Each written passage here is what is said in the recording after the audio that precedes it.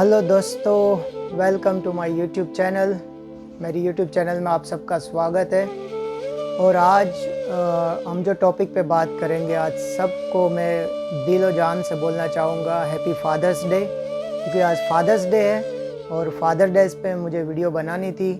और मेरी एक जो बात थी आपके साथ शेयर करनी थी मेरे फादर के बारे में, और मेरे फादर के साथ जो बॉन्डिंग थी, मेरी एक छोटी सी स्टोरी है जो मैं आपके साथ शेयर करना चाहता हूँ। मुझे खुशी होगी आपके साथ शेयर करूँगा, क्योंकि नसीब वाले होते हैं जिनके सर पिता का हाथ होता है। जिद भी पूरी होती है अगर पिता का साथ होता है।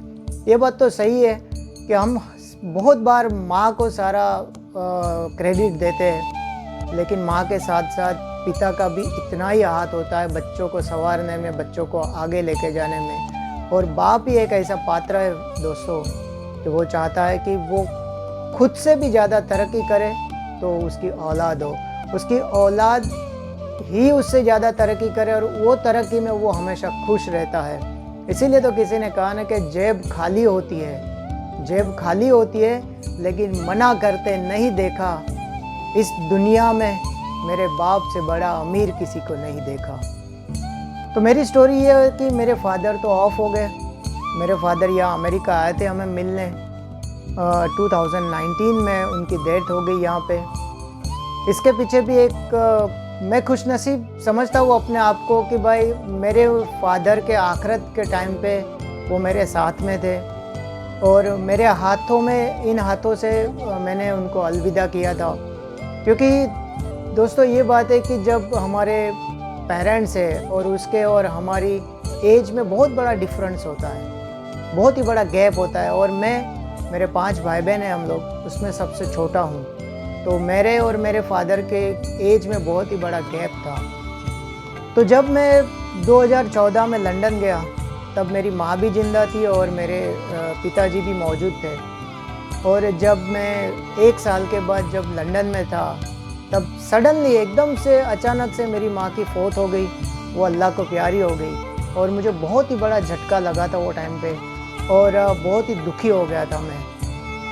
आप मानो या नहीं मानो, तब से ना मैं ऊपर वाले से एक दुआ मांगता था हमेशा। एक दुआ ये मांगता था रोज़ कि भाई माँ बाप जो है ना, वो चाहते हैं कि उसकी आखिरत का जब टाइम हो ना, जब आखिरत का टाइम हो तो उसकी औलाद उसके साथ में हो, उसके बच्चे उसके आजू बाजू में हो आखिरत के टाइम पे। लेकिन मेरी माँ जब गुजर गई तब मैं बहुत दूर था, 7 समुंदर पार था।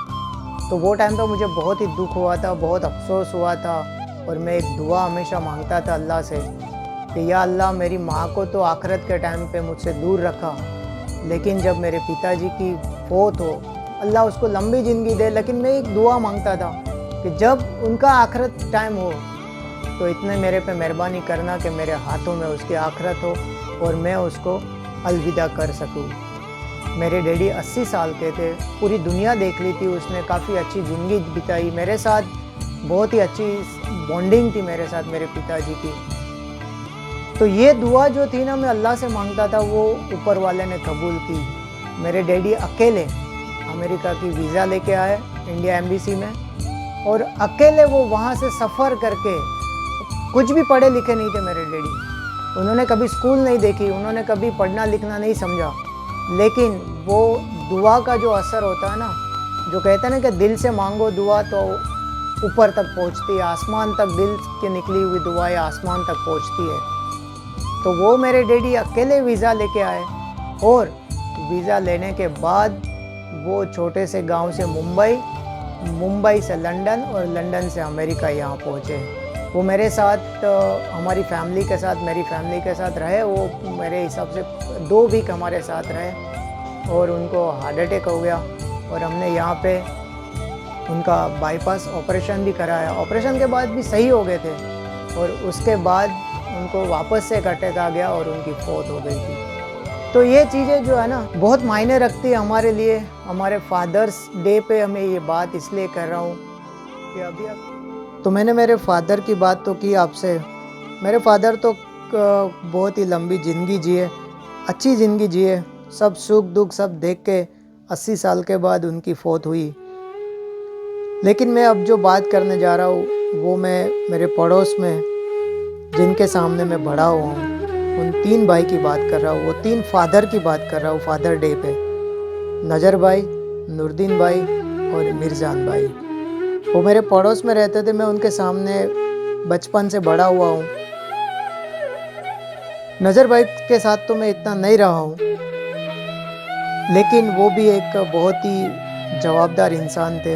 उन्होंने भी अपने बच्चों के लिए बहुत ही मेहनत करके ये ज़िंदगी बिताई थी, लेकिन कोरोना ने उन्हें भी नहीं बख्शा।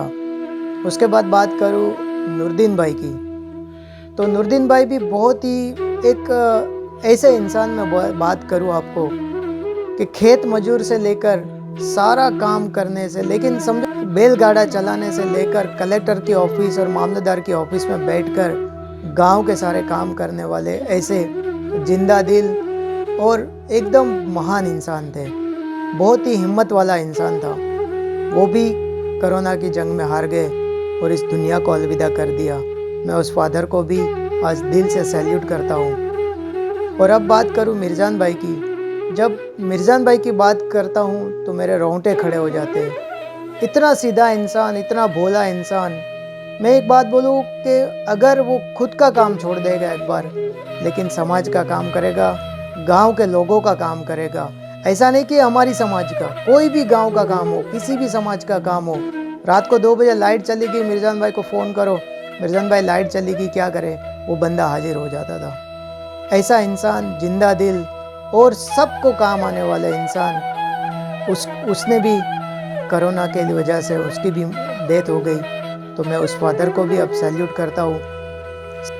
ये मेरे पिताजी की कुछ यादें हैं जो मैं आपके साथ शेयर कर रहा हूँ। ये इंडिया में जहाँ का वीडियो है, वो वीडियो यहाँ इंडिया का है। ये मेरी डैडी की कुछ यादें जो मेरे जहन में है, मैं आपके साथ शेयर कर रहा हूँ।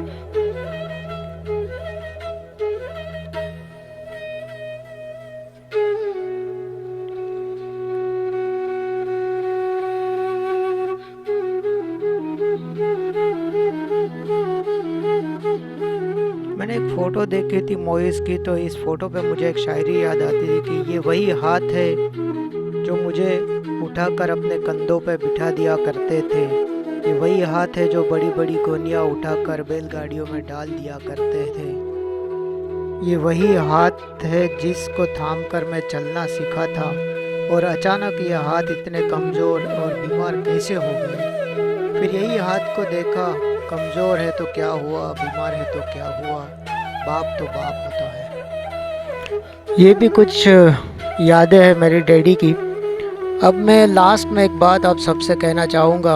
अब तक जितने भी फादर इस दुनिया में नहीं है, उसके बारे में एक शायर ने बहुत खूब लिखा है। तुम्हारी कब्र पर फातिहा पढ़ने नहीं आया, मुझे मालूम था तुम मर नहीं सकते। तुम्हारी मौत की खबर जिसने भी फैलाई थी वो झूठी थी। मेरी आंखें तुम्हारी मंजरों में आज भी कैद है, अब तक कुछ भी नहीं बदला। तुम्हारे हाथ मेरी उंगलियों में आज भी सांस लेते हैं। कुछ भी करने के लिए कदम उठाता हूँ मैं, तुम्हें मेरे सामने ही पाता हूँ। मेरी बीमारियों में तुम, मेरी लाचारियों में तुम। तुम्हारी कब्र पर जिसने आपका नाम लिखा है वो झूठा था। तुम्हारी कब्र में मैं दफन हूँ, तुम मुझ में जिंदा हो। कभी फुर्सत मिले तो फातिहा पढ़ने ज़रूर चले आना।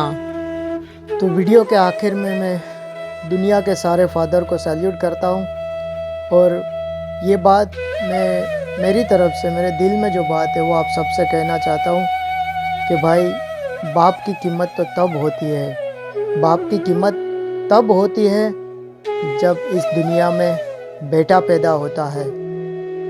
जब इस दुनिया में बेटा पैदा होता है, और बाप की कीमत तब होती है जब इस दुनिया से बाप चला जाता है। तो पेरेंट्स की रिस्पेक्ट कीजिए दोस्तों, हो सके उतनी सेवा कीजिए माँ बाप की। माँ बाप से बड़ा इस दुनिया में कोई भगवान नहीं है, ना तो कोई खुदा है।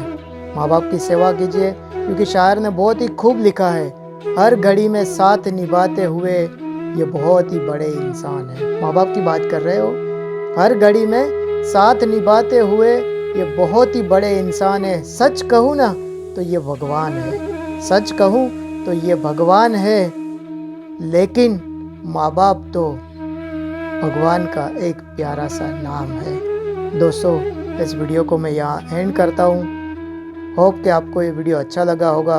वीडियो अच्छा लगा है तो शेयर कीजिए, लाइक कीजिए और सब्सक्राइब कीजिए और बेल आइकन को ज़रूर दबा दीजिए कि मैं दूसरी कोई नई वीडियो अपलोड करूँ तो आप तक वो नोटिफिकेशन मिल जाए आपको। दोस्तों, फिर से एक बार फादर्स डे पे सब दुनिया के फादर्स को मेरी तरफ से दिल से सैल्यूट, दिल से सलाम। Thank you for watching.